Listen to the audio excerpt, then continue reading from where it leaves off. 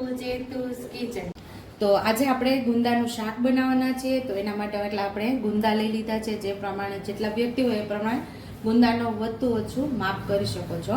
તો અહીંયા આપણે 2 થી 3 વ્યક્તિ માટે ગુંદાનું શાક બનાવીએ છીએ, તો એટલા આપણે ગુંદા લીધા છે। અહીંયા આપણે એક મોટું ટમેટું ખમણી લીધું છે। અહીંયા આપણે 6 થી 7 કળીઓ લસણની લઈ લીધી છે। અને અહીંયા આપણે ફરસાણના ગાંઠિયા લીધા છે। કોઈ પણ ફરસાણ તમે લઈ શકો છો। 1 ચમચી, અડધી ચમચી જેટલી વરિયાળી, અડધી ચમચી જેટલા સફેદ તલ અને 2 ચમચી જેટલા માંડવીના બી લીધા છે। આનો આપણે દરદરો ભૂકો મસાલો તૈયાર કરી લેવાનો છે। ને બાકી રેગ્યુલર મસાલિયાની અંદરથી મસાલાનો ઉપયોગ કરી અને ટેસ્ટી એવો મસાલો તૈયાર કરશું આપણે। લસણ, ગાંઠિયા, વરિયાળી, સફેદ તલ, માંડવીના બી આ બધું સાથે ઉમેરી દેવાનું છે। સ્વાદ મુજબ મીઠું, 1 ચમચી લાલ મરચું પાવડર, અડધી ચમચી હળદર, 1 ચમચી આપણે ધાણા જીરું પાવડર,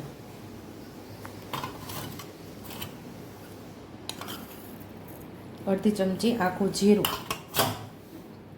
આ મસાલો આપણે દરદરો તૈયાર કરી લેવાનો છે। ગળપણ માટે થોડી ખાંડ, અડધી ચમચી જેટલી ખાંડ ઉમેરશું। હવે આપણે આનો દરદરો ભૂકો કરી લેવાનો છે।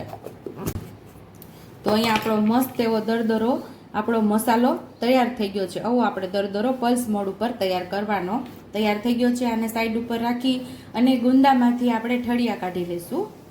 તો એક આપણે દસ્તો લીધો છે, ગુંદા પર આવી રીતે મારવાનું છે, એટલે તિરાડ પડી જાય એટલે આપણે અહીંયાથી ગુંદાનો ઠળિયો કાઢી લેવાનો છે આવી રીતે।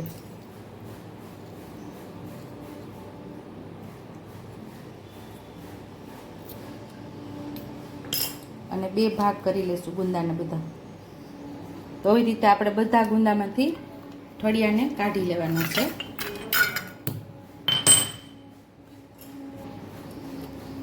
આવી જ રીતે આપણે કાઢી લઈશું ગુંદામાંથી ઠળિયા। આવી રીતે પાછા 2 ભાગ કરી લેવાના છે। હવે આપણે ગુંદાને 2 ફાડા કરી લીધા છે અને બધામાંથી આપણે ઠળિયા પણ કાઢી લીધા છે। ઉપરથી થોડું મીઠું આપણે સ્પ્રિંકલ કરી દઈશું અને પછી આપણે લીંબુ ઉપરથી ઉમેરી દઈશું।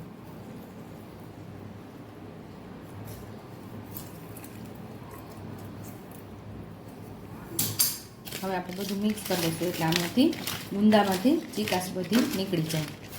આવી રીતે કરીને તમે ગુંદાને બાફી પણ શકો છો।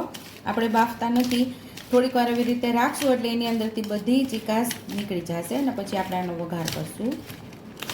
તો આપણે ગુંદાની અંદર લીંબુ અને મીઠું ચડાવીને રાખેલા, જો નીચે બધી ચીકાશ પાણી થઈને નીકળી ગઈ છે। તો હવે આપણે ગુંદાને લઈ લેશું બીજી ડીશમાં।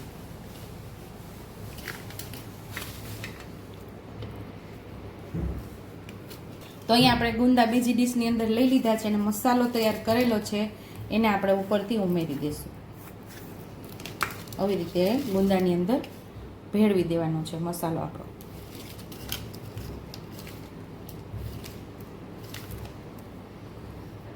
આવી રીતે ઉપરથી આપણે મસાલો ઉમેરી અને ગુંદાને આમ ચોળી નાખશું એટલે ગુંદા બધા ભરાઈ જશે। આવી રીતે ગુંદા બધા ભરી લીધા છે અને હવે આપણે આનો વઘાર કરી લઈશું।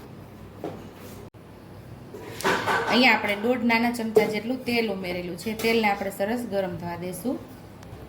અહીંયા આપણે તેલ ગરમ થઈ ગયું છે તો અડધી ચમચી જેટલું આપણે જીરું ઉમેરશું।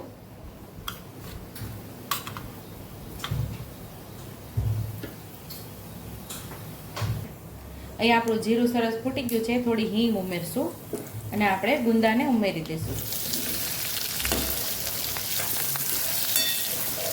સરસ આપણે ગુંદાને સાતળી લેવાના છે।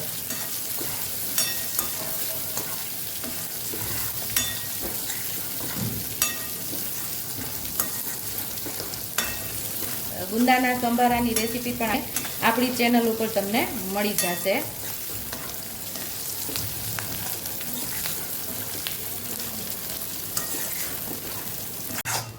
અહીંયા આપણા ગુંદા 2 મિનિટથી સાતળીએ છીએ તો આપણે જોશું તો મસ્ત એવા સોફ્ટ થઈ ગયા છે। તો હવે આપણે ટમેટાની જે પ્યુરી કરીને રાખેલી એ ઉમેરી દેવાની છે। સરસ આપણે મિક્સ કરી દઈશું। અને જે આપણો મસાલો બચેલો એ પણ ઉમેરી દઈશું. મસાલો પણ સરસ આપણે મિક્સ કરી દઈશું.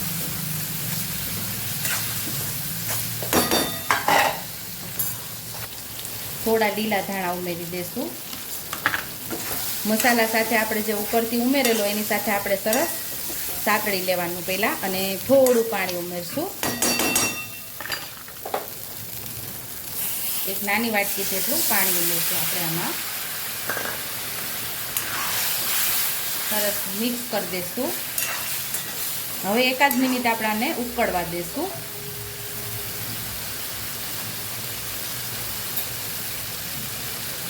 તો અહીંયા આપણું શાક 1 મિનિટ સરસ ઉકળી ગયું છે અને મસ્ત ગ્રેવી વાળું આપણું ગુંદાનું શાક તૈયાર થઈ ગયું છે.